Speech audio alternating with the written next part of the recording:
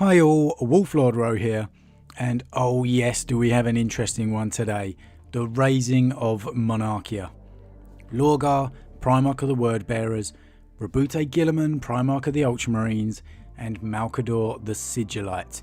Oh yes. First off, spoiler warning as usual, today we are going to be covering events from the Horus Heresy novel, The First Heretic.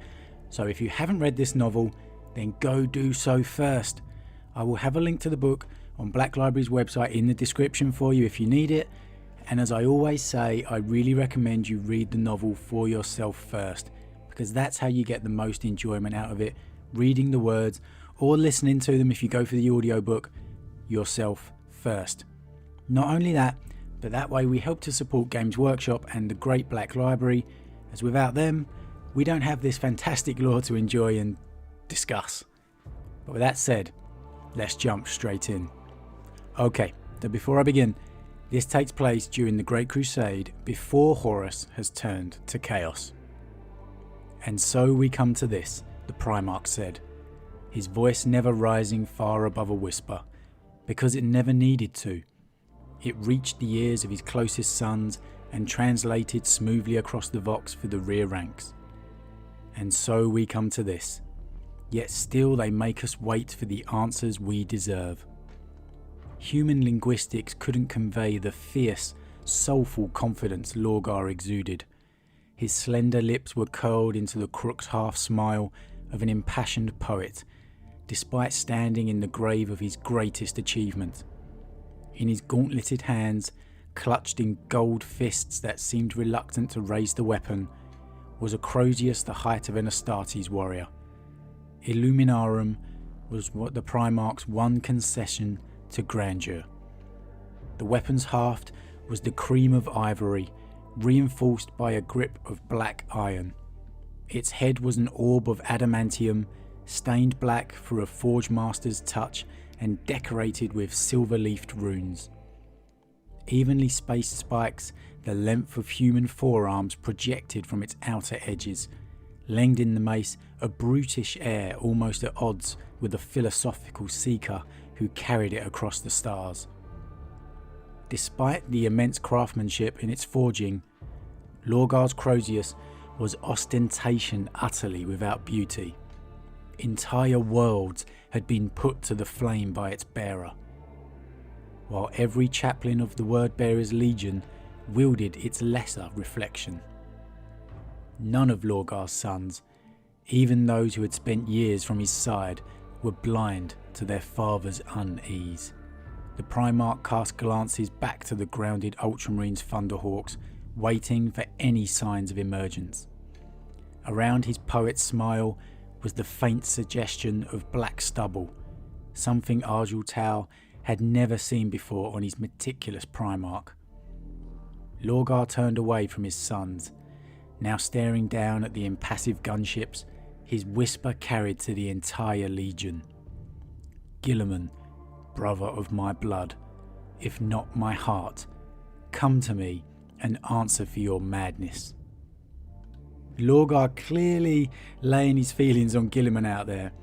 We're brothers by blood, but not by heart. So there's clearly no love lost between these particular two brothers already. In theatrical unity, the gunship's ramps began to lower.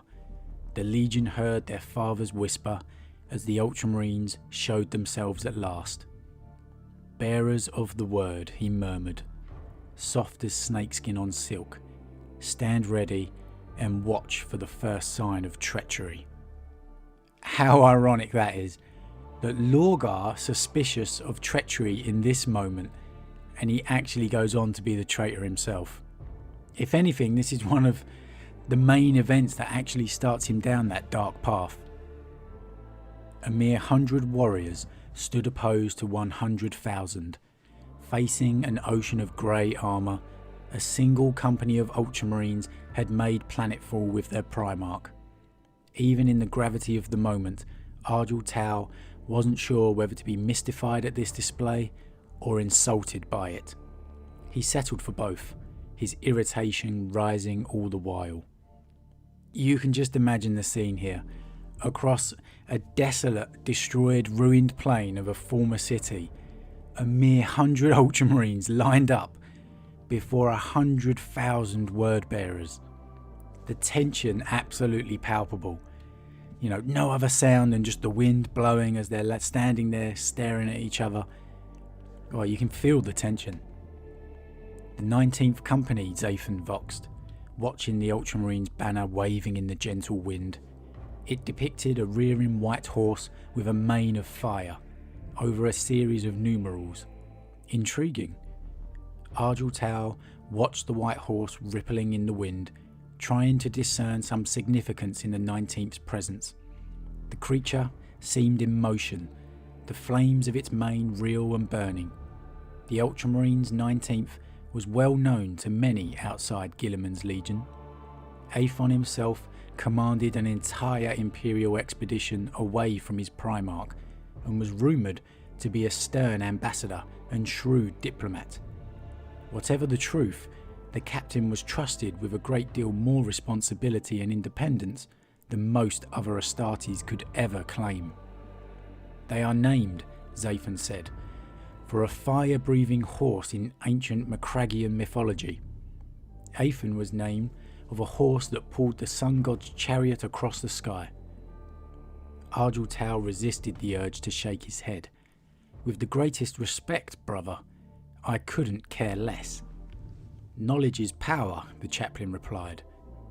Focus, the captain snapped back. You heard the Primarch. Zathan sent an acknowledgement chime across the Vox, a single static buzz. The final gunship ramp lowered on steam-venting pistons. Argyle remained still, his muscles locked tense as the 13th Primarch descended with his honour guard, followed by... No, he said, shock stealing his breath. Blood of the God Emperor, Zathan whispered.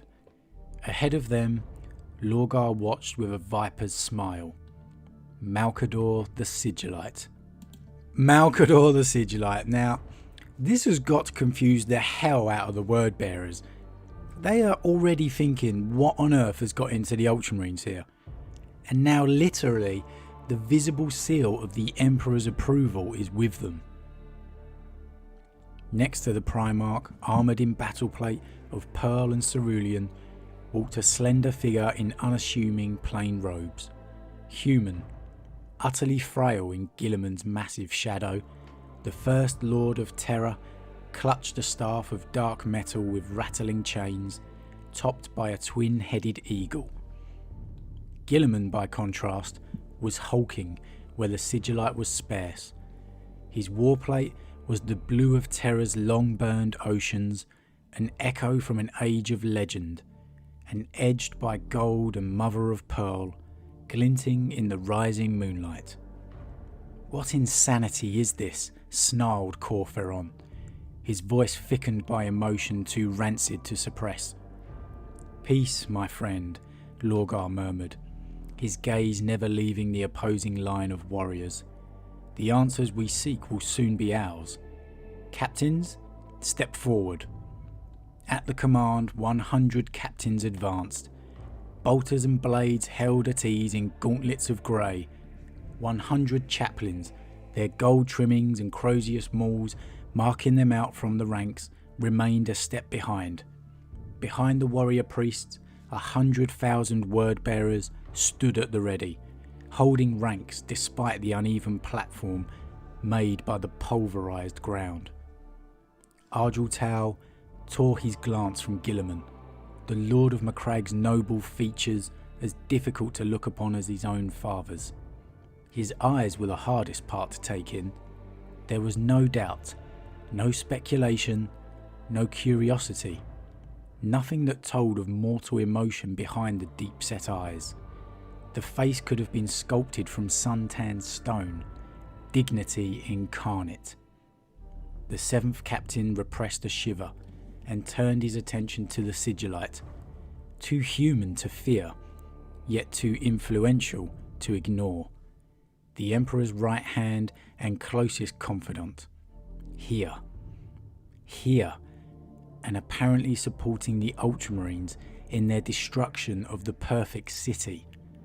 Argel hands tightened on the bolter grip. "Brother," Lorgar spoke, his tone smooth on the surface, almost entirely hiding the tremble of grief his sons knew must be flowing through him. "And Malcador. Welcome to Monarchia." At these words he gestured at the jet devastation, his handsome features lost to a sickened sneer. "Lorgar," Guilliman's voice rumbled like distant thunder, and he said no more than his brother's name. Argel narrowed his eyes at the absolute neutrality in the tone, not a ghost of emotion. He'd seen automations in the Legio Cybernetica with more humanity than the Ultramarines Primarch. "Primarch Lorgar," said Malcador, bowing by way of introduction. "It grieves us all to meet in these circumstances." The Golden Warrior took a step forward, his Crozius resting on his shoulder. "Does it now? It grieves us all? You do not look grieved, my brother." Man, you can feel the tension between Lorgar and Guilliman already. Great writing, really great writing. We know it goes on later in the Heresy to a true rivalry, but here, those foundations of that relationship are laid clear. Guilliman said nothing. Lorgar broke his stare after several moments, regarding the Sigillite. "Answers, Malcador." He took another step forward, now halfway between his legion and the 100 Ultramarines. "I want answers. What's happened here? What madness has allowed to run unchecked?" The Sigillite pulled back his hood, revealing a face so pale it bordered on grey unhealthiness. "You cannot guess, Lorgar?" Human shook his head as if in sorrow. "Truly? This is a surprise to you?" "Answer me," the Primarch screamed. The Ultramarines flinched back, several raising weapons in hands that shook with surprise. Lorgar threw his arms out to the sides, taking in the surrounding devastation a second time, and spit flew from his lips as he roared. "Answer me for what you have done here. I demand it." "What do we do?" Zathan voxed. What's happening?" Argel didn't answer. His blade and bolter were suddenly very heavy in his hands, and he stared at the Ultramarines, displaying their own shock openly. While they held ranks, it was clear they were uneasy, and rightly so. "What have you done to my city?" Lorgar's voice was a hissing whisper, spoken through a false smile. "It was not compliant." Malcador's words were slowed by patience. "This culture, this world, was not liar, blasphemer. It was the model of compliance." Several Ultramarines retreated a little now, and Argel could see them looking to one another in doubt. A flutter of voices teased the Vox network as the word bearers picked up signals from the Ultramarines voxing each other. Only Guilliman appeared unmoved.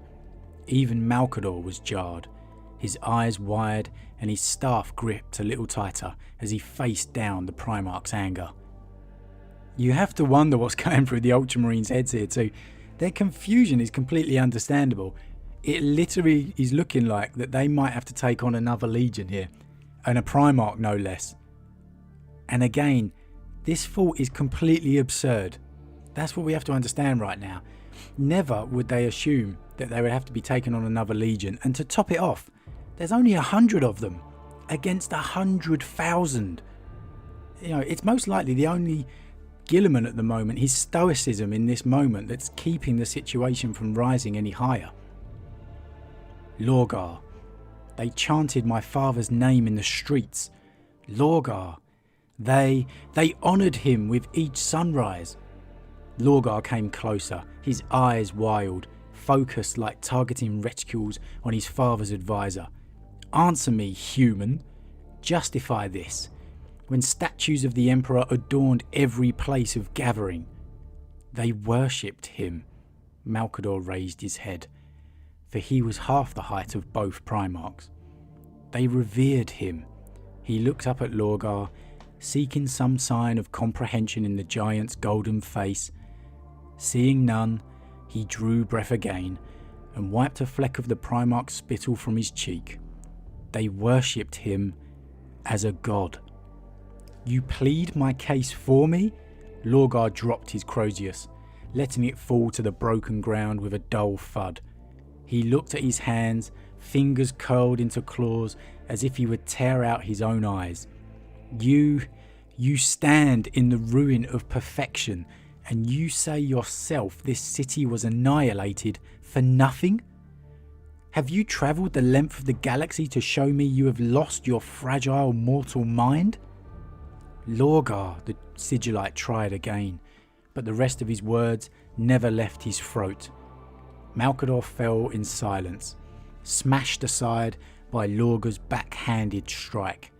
Every warrior nearby heard the wrenching snap of bones breaking, and Malcador crashed onto the rocky ground 20 metres away, tumbling to a halt in the dust. When I first heard, I was literally in shock when I read that bit first. Oh, what on earth is going on here?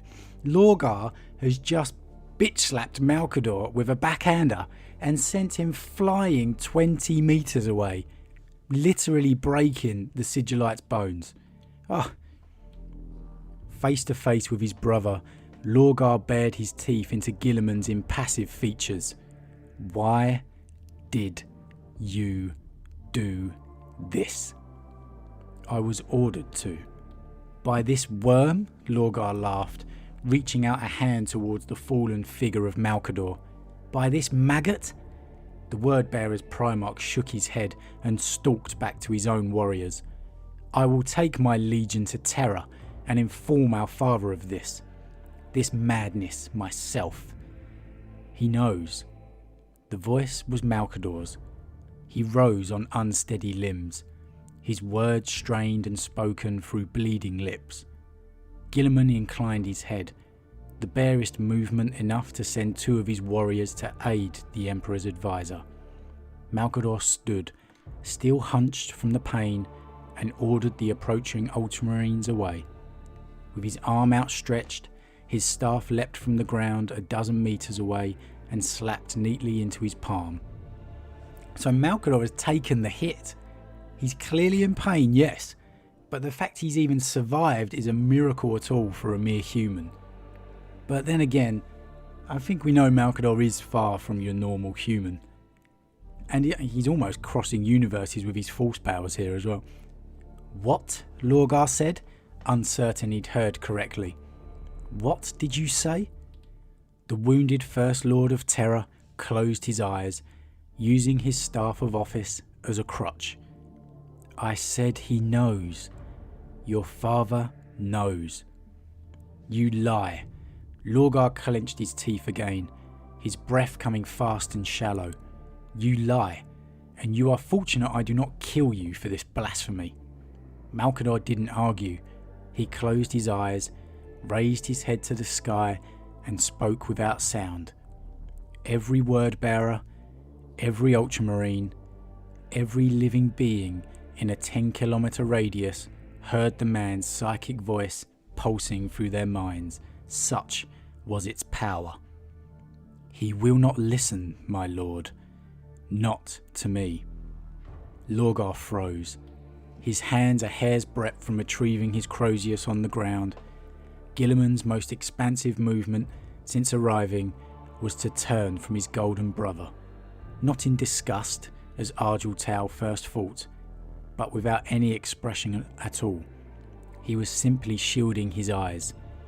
Malcador's eyes remained closed, his face angled up to the heavens, to the vessels in orbit. Lorgar stepped back, voicelessly mouthing, "No, no, no," as if whispered words could somehow alter fate. The world around them exploded in light. Oh man, what a place to stop. Cliffhanger, I know, but we've already got so much to talk about here. The dread on Lorgar here, pleading against fate that his world is not about to come crashing down. The second he hears that psychic line from Malcador in his mind, He will not listen, my lord. Not to me. All of Lorgar's fears have just become realised. And it does go to show how lost Lorgar really was. The Imperial truth was pretty clear, and yet Lorgar just simply won't listen. Or maybe he can't listen. How ironic is it that all the Imperium would actually go on to be like this city that has just been wiped out for worshipping the Emperor as a god? This scene alone goes to show you why Guilliman is so appalled upon his return in the current timeline. Cities had been destroyed for worshipping the Emperor as a god, and now he finds the entire Imperium doing it. You know, Lorgar must be laughing deep within the Eye of Terror. But it's also quite bittersweet when you think about it, because to the current Imperium, Lorgar would have been the perfect Primarch. Wow. What about Malcador here too? We've seen him take on 3 Primarchs before without fear. He literally freezed Horus Lupercal with a mere thought. But here, he doesn't freeze Lorgar when he goes to hit him. He takes the hit. Did he allow the strike due to the emotional situation they were in? Or did he just get taken by surprise, not expecting to be struck? Lorgar is a Primarch after all, so it was just too fast for Malcador to prevent, maybe. It was a very emotional situation, and Lorgar is very much one of the most emotional Primarchs. That's very, very clear.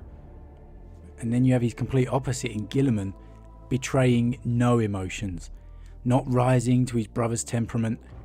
The ground well and truly laid for the future rivalry between the Word Bearers and Ultramarines. It all begins right here in this moment. But what did you guys think? Are you surprised by Lorgar's reaction here? As always, drop me a comment to let me know. A huge thank you to all of my subscribers. Your support really means a lot to me, and I truly appreciate it. I love the community that we've got going here. If you're new, then please consider subscribing to help the channel continue to grow. I really appreciate it. And if you enjoyed this particular vid, then why not drop a like on it too. But with that said, I am off, and I'll see you guys again real soon.